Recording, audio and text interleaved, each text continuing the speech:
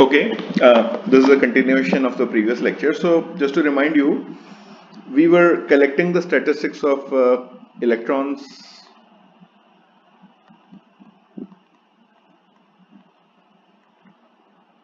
that were watched. So I'm watching the electrons. Which slit are they coming from? Whether they are coming from slit 1 or they're coming from slit 2.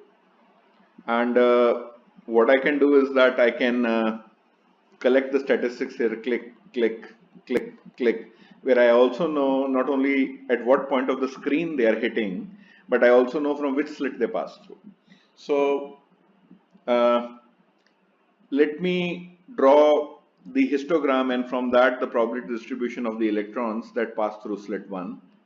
Let me call it P1 prime. Prime because they are the ones which are watched. So P1 prime are the electrons coming from slit 1. And I have similarly P2 prime electrons coming from slit 2.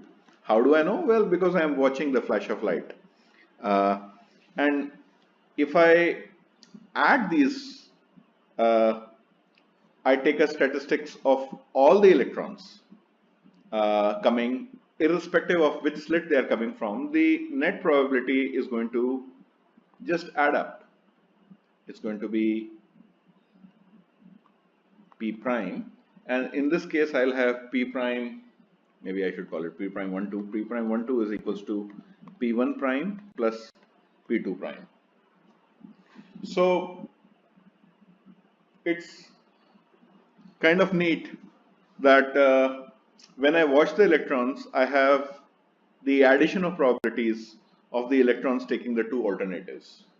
What we can do is that we calculate the probabilities. What's the probability? So this is the gun G, this is the screen S. What's the probability of GS? The probability that an electron started from G and ended at a certain point S. Well, this is probability G A1 S, where this was A1, A2, plus probability G A2S. So let's pause here for a minute. What's going on?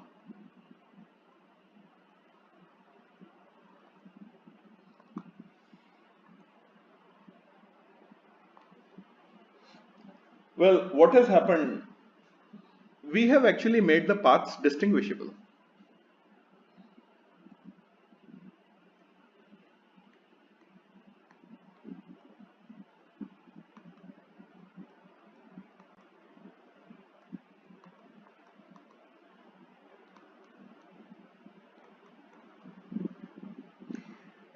And remember, for distinguishable paths, we add the probabilities.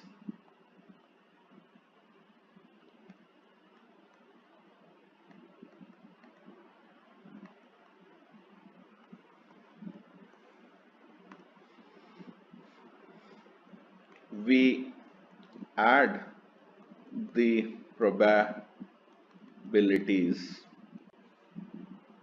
and not the probability amplitudes. Well, this is the information in the universe, which path the electron has taken. So there is a flash of light. We know, someone knows, there is information in the universe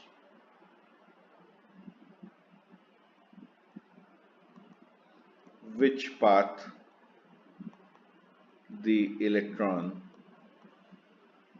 has taken.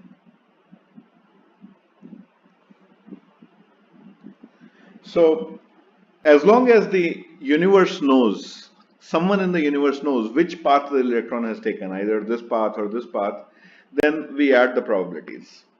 Now, you might ask the question, why does the universe care about this information?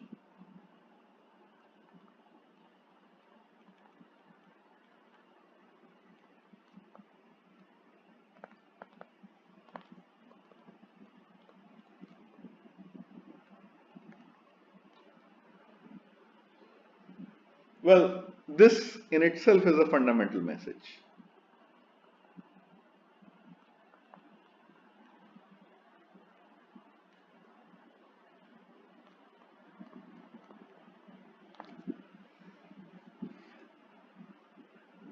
At a fundamental level, information might be a fundamental piece of reality as much as matter and energy.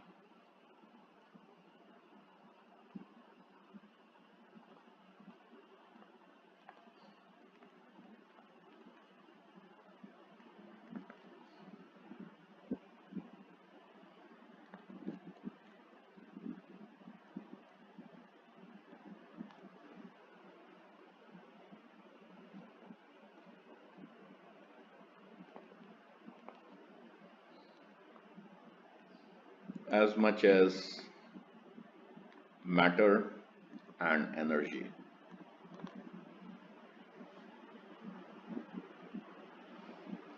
So that essentially is the important message. And so where do we go from here? Maybe, just maybe, some of you are not very satisfied with this philosophical approach. Why does the universe care about information about what path or what alternative the electron chose? Maybe you want to argue, maybe the process of observing the electron have disturbed them.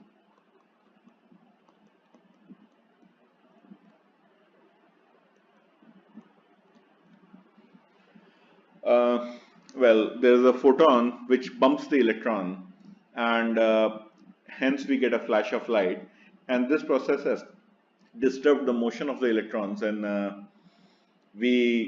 that's perhaps the reason why we do not see any interference pattern over here. We just say the probability is being added up. So, is there a way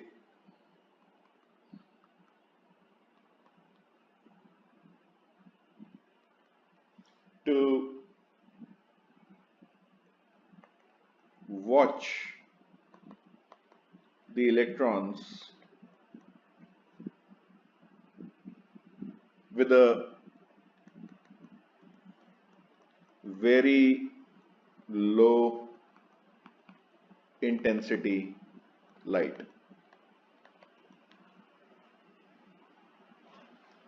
Dim light.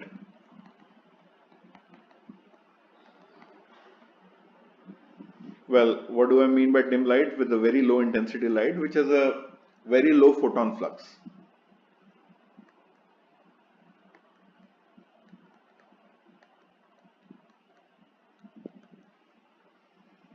So I repeat the same experiment. I have an electron gun. I have my slits. And now my light source is very dim. It's a very dim light source. I'll just say it's a very, very feeble light source over here. So, and now I have again the electrons coming.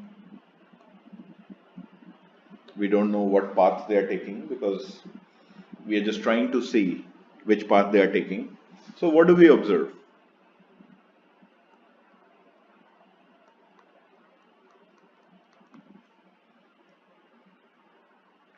Well, one is that the flash of light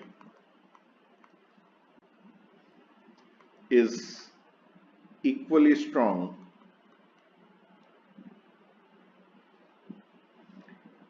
as in the previous case. So if I get a flash of light, that flash of light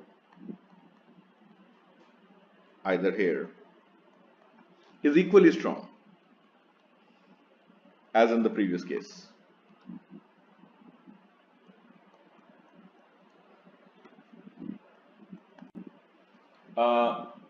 I also observe that sometimes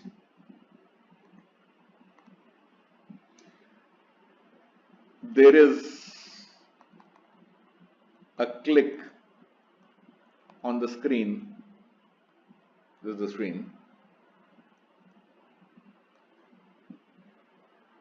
without the light flash.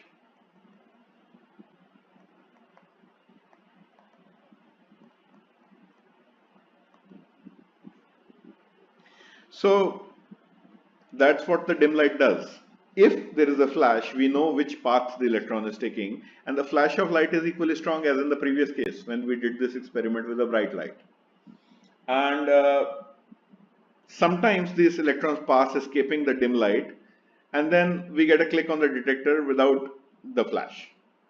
So we divide our electrons into three categories.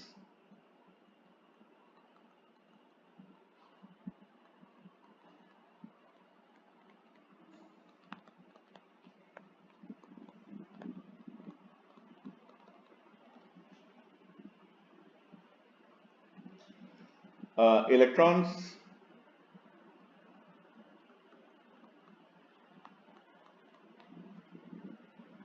seen at or near slit 1, we call them P1 prime.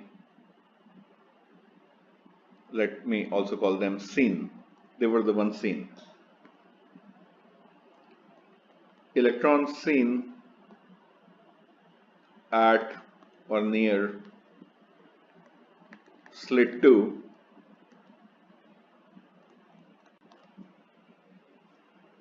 and third is the case because we were doing this experiment with the dim light, electrons not seen at all, just detected on the screen, but we do not know which slit the electrons took.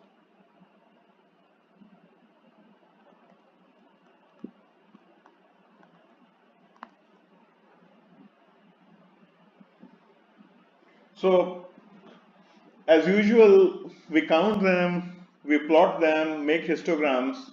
So what do we observe? Let's say this was a gun.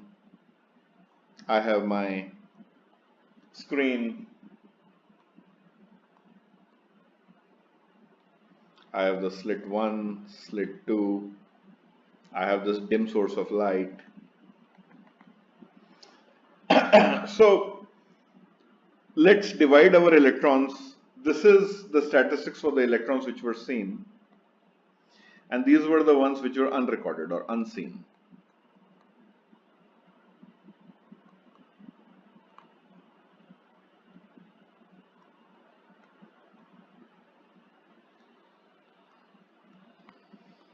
I had the light, but they just go undetected. Over here, I'll get a flash either here or a flash of light here. These are the undetected ones. So now when I make the histograms, I can record the statistics for the seen ones P1 prime, which pass through slit 1, P2 prime, and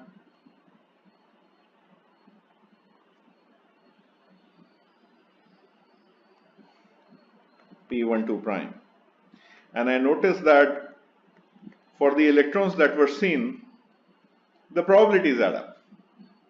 Not very surprisingly, because we made the paths distinguishable. We for sure know which path, either slit 1 or slit 2, the electron took. And then we had no other option but to follow the classical probability rule that if I know for sure what path the electron has taken, what alternatives the electrons are taking, then I need to add up the probabilities over here. So for distinguishable paths, I add up the probabilities. And what about the unseen ones? Well, for the electrons which were unseen, where these paths were indistinguishable paths,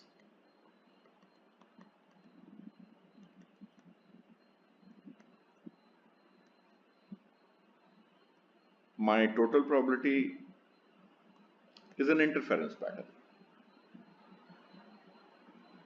So one might say that the process of seeing ends up disturbing the electrons and makes the paths of the electrons distinguishable, and then I need to add probabilities for the electrons that escape getting observed.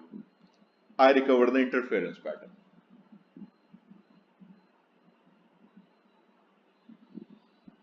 So these were the unseen electrons. These were the seen electrons. So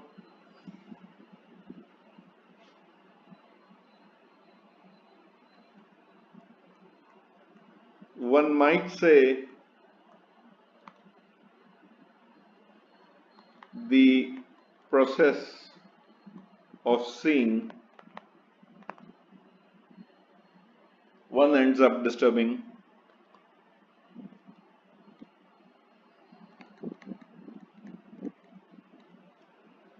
the electrons.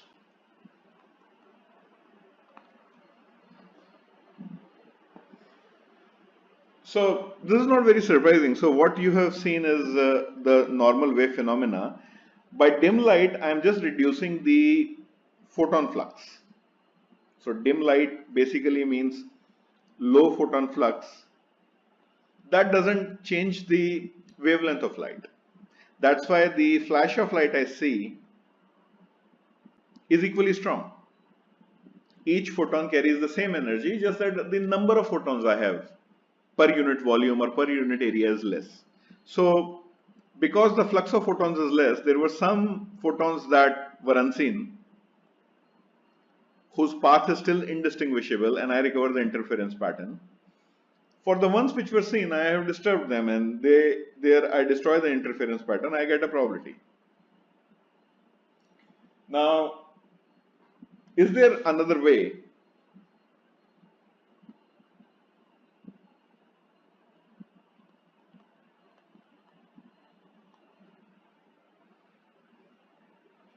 of seeing electrons without disturbing them?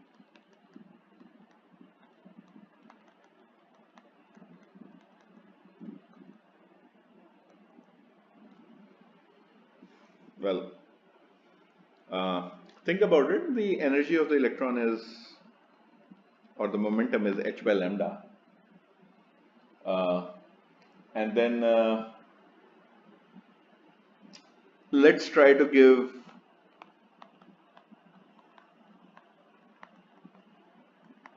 the electrons, sorry, this was the energy of the photon, a very small kick. That means the wavelength of light I am working with is very tiny. So now I'm working with a high wavelength light, so that the momentum of each photon is really small. It goes inversely as 1 over lambda, and I'm going to give a very tiny bump to the electron. Let's say I can be working with radio waves or something like that, which have a huge wavelength, and this is my slit width over here. So what will happen? What do you think will happen?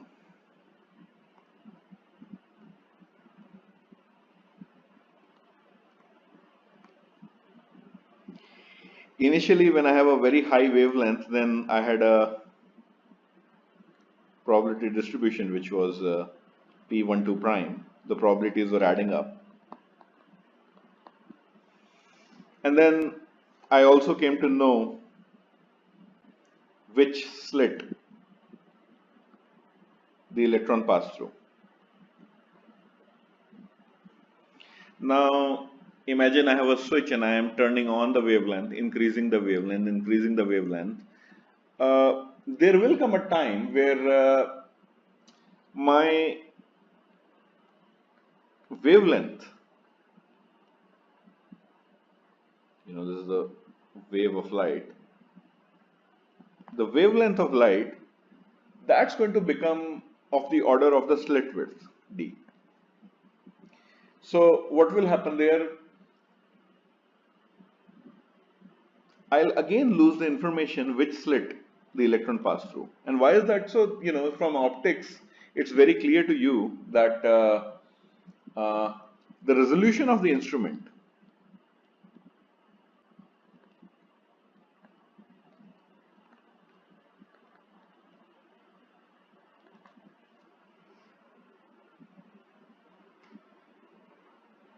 is related to lambda.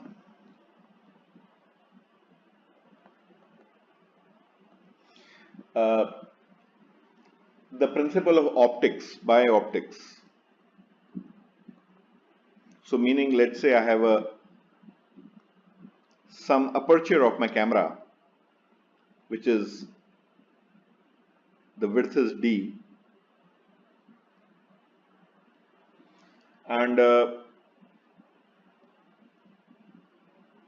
I need to resolve 2 points on the screen somewhere.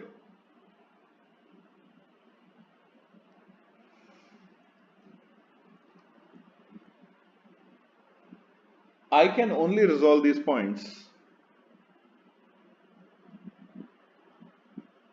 The resolution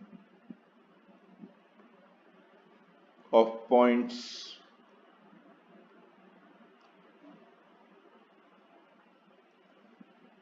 by an instrument depends on the wavelength of light used, or in other words, greater the lambda,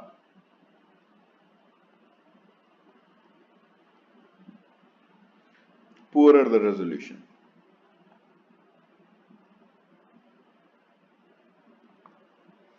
So that's essentially is the idea, and I'll urge you guys to think a bit more deeply about this, and we can discuss in the subsequent classes.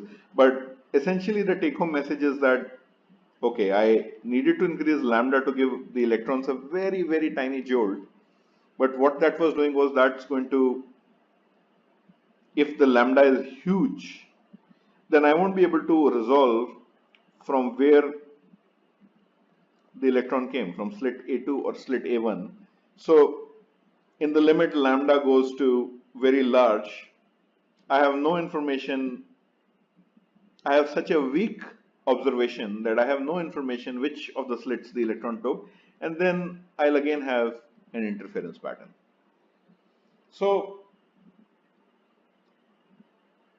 this essentially leads us to the something you already know in some other avatar. It's just that we are casting it in a new language.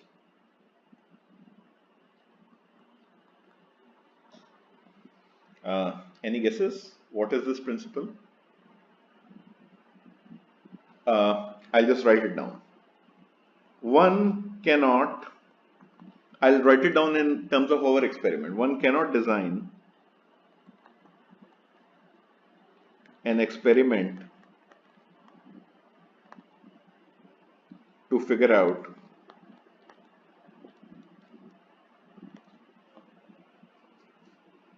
which slit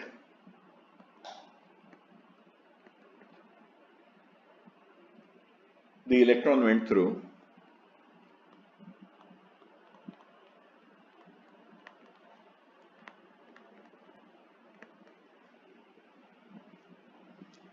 and preserve the interference pattern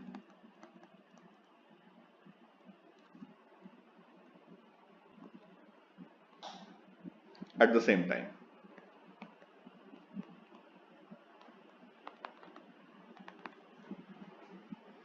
So it's kind of a neat law. No matter what you do, you cannot design an experiment where you would know which path the electron has taken, as well as preserve the interference pattern on the screen. And this is nothing but another way of formulating the Heisenberg's uncertainty principle.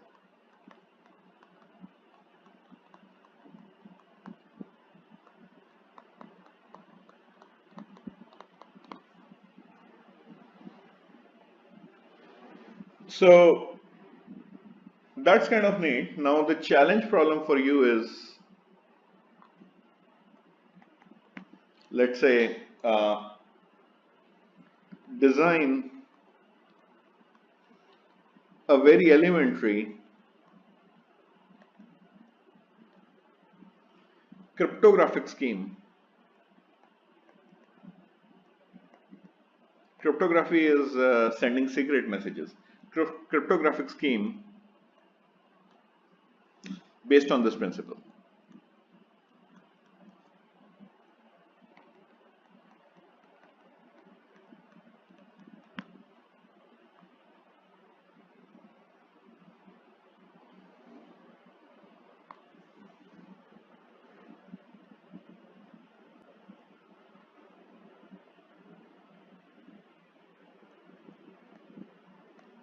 Well, it's kind of neat. We can actually do this. Just think about it. I have an electron gun,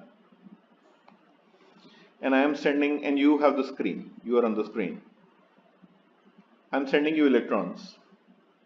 Now, let's say there is an eavesdropper E. This is me. This is you. This is an eavesdropper, which is trying to get the information about what I'm sending you. Now, if the eavesdropper observes the electrons,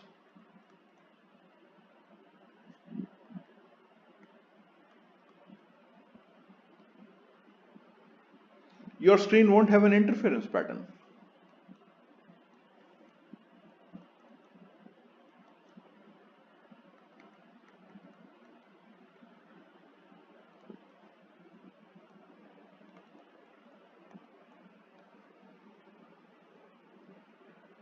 And you can immediately conclude the presence of an intruder.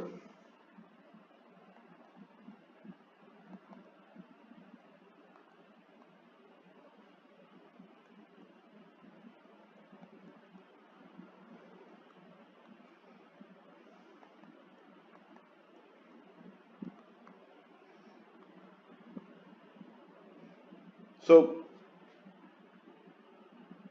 this is kind of fantastic.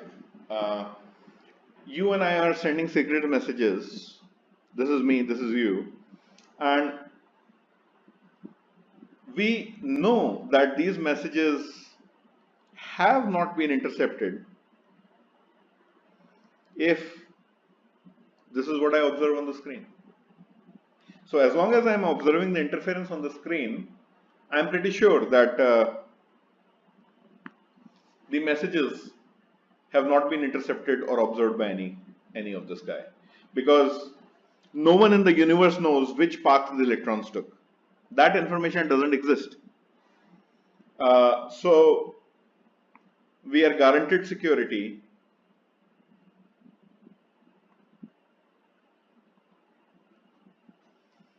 by quantum mechanics.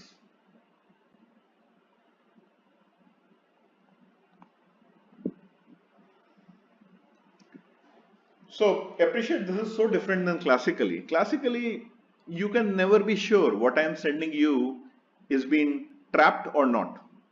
There's no such phenomena classically. I can be sending you messages and someone would be observing those messages without even disturbing them. Quantum mechanically, as soon as someone tries to interrupt, he would come to know which path the electron has taken, and this interference pattern would be lost.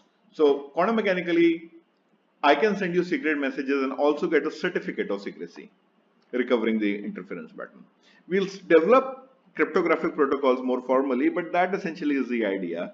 Quantum mechanics, the observation disturbs the system in such a non-trivial way that you are guaranteed secure communication and also get a certificate of it. So as a last question, challenge question number 2 would be,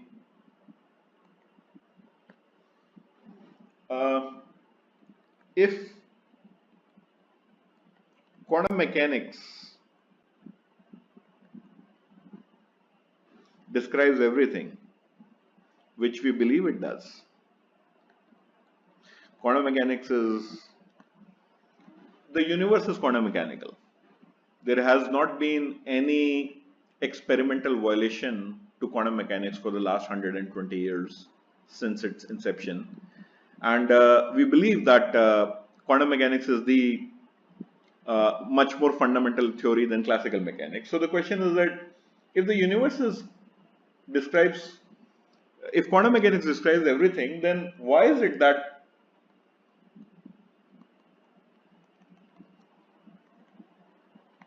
our bullets, remember the first experiment,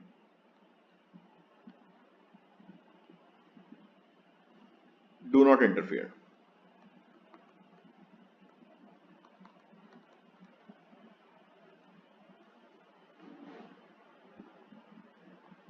So that's an interesting question you can pose to yourself, that I had a double slit experiment and I had a regular gun, not an electron gun, let's say AK-47.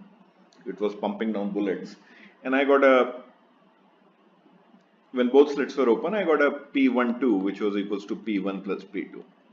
Why did these bullets not interfere? So one answer to this question is, of course, that one possible explanation to this question is, of course, that, well, there is information in the universe.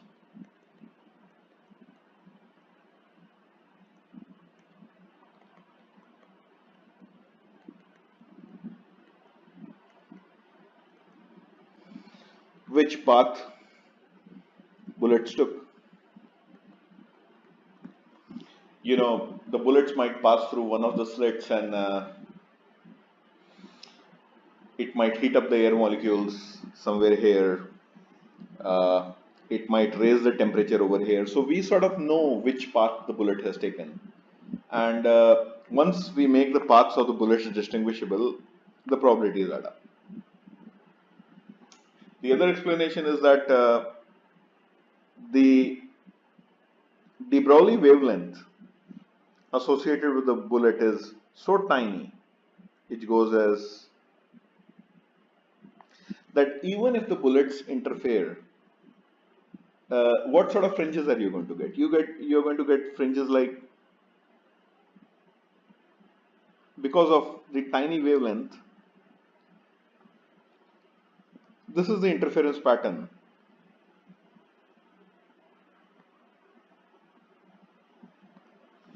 For bullets, where, you know, this width between the fringes would be of the order of, I don't know, 10 to the power of minus 24. So what you see essentially is an average effect. You see an average effect or an envelope, which you call as P12 equals to P1 plus P2, and the resolution of these interference fringes from each other are so tiny that they are not even observable to you. So a crude analogy would be that let's say you are wearing a blue shirt. What I see is a very average blue color, and my eyes are completely insensitive to the fluctuations, molecule by molecule fluctuations of that blue color. What I get is an averaging out blue color of your shirt. Similarly, even if there is an interference pattern because of the bullet and because of the really tiny wavelength. Like bullet's momentum would be, let's say, 1 Newton meter, and Planck's constant is to the order of very tiny. It's, I think, 10 to the power minus 34 Newton meter or something like that. So uh, the interference pattern you see is so tiny, you're not even able to resolve a minima and a maxima of an interference fringe. All what you see is a average pattern.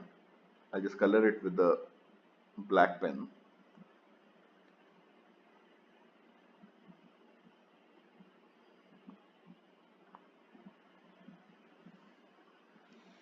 And hence you're not able to see.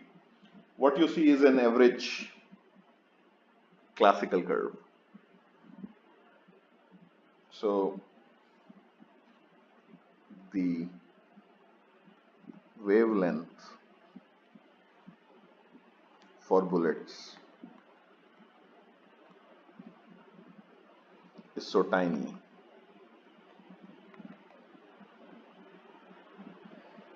that any detector cannot resolve an interference pattern.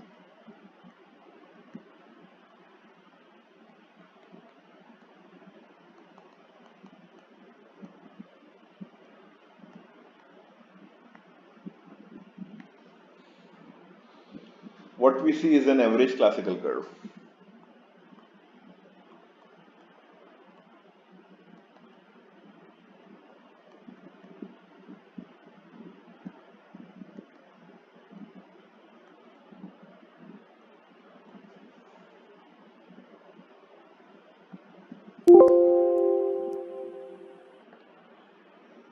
Okay, so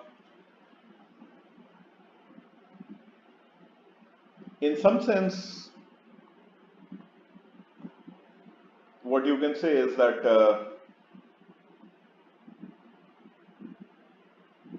something about the uncertainty principle.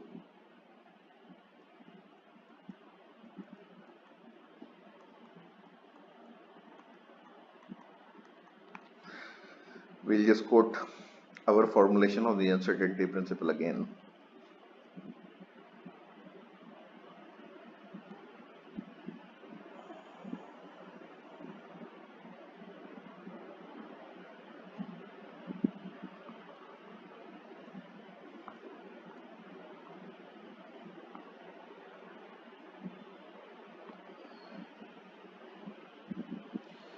The uncertainty principle protects quantum mechanics. Think about it.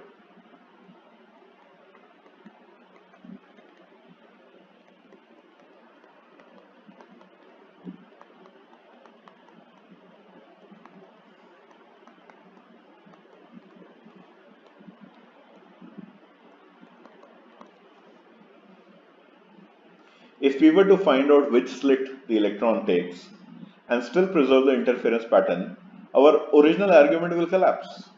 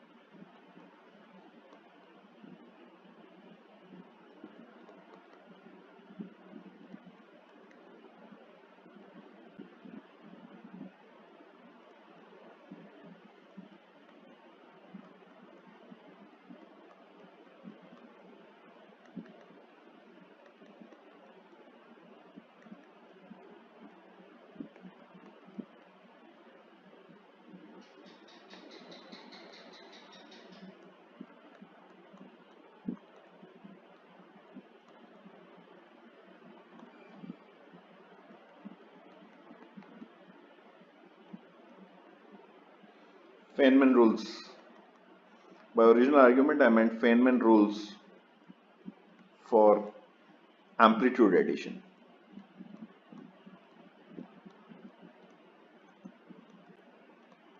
Remember, we were adding probability amplitudes as long as our paths were indistinguishable. Now, if we were to find make the paths distinguishable by finding which slit the electron takes, then if we had the interference pattern which implied that there was still an amplitude addition, that leads to immediately to a lot of paradoxes and the way we formulated the problem. So in some sense, the uncertainty principle is protecting quantum mechanics. It says that the moment you make the paths distinguishable, you know the electron is passing through one of the slits, then you have to add probabilities. You cannot get away by adding the probability amplitudes. And frankly, no one has ever found a way out of this.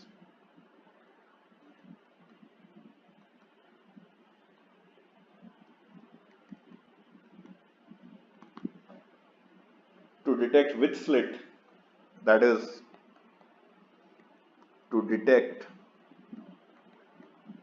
which slit the electron passes through and also preserve the interference pattern.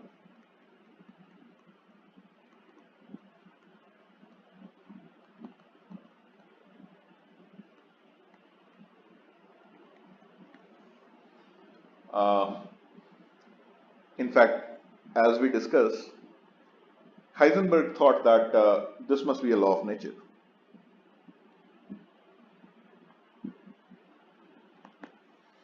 And we've already based our cryptographic scheme on this law of nature, which is secure, guaranteed by this law of nature. The more formal way of formulating the Heisenberg's uncertainty principle you already know is delta x delta p greater than or equals to h bar by 2, or one cannot determine position and momentum to arbitrary accuracy.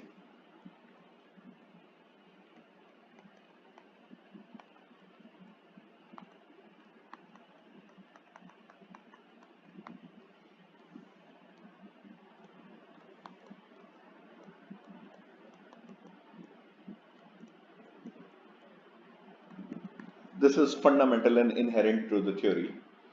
We've just formulated a information theoretic approach to it, that we cannot have the information about which slit the electron takes as well as preserve the interference pattern. So we have given an information theoretic formulation.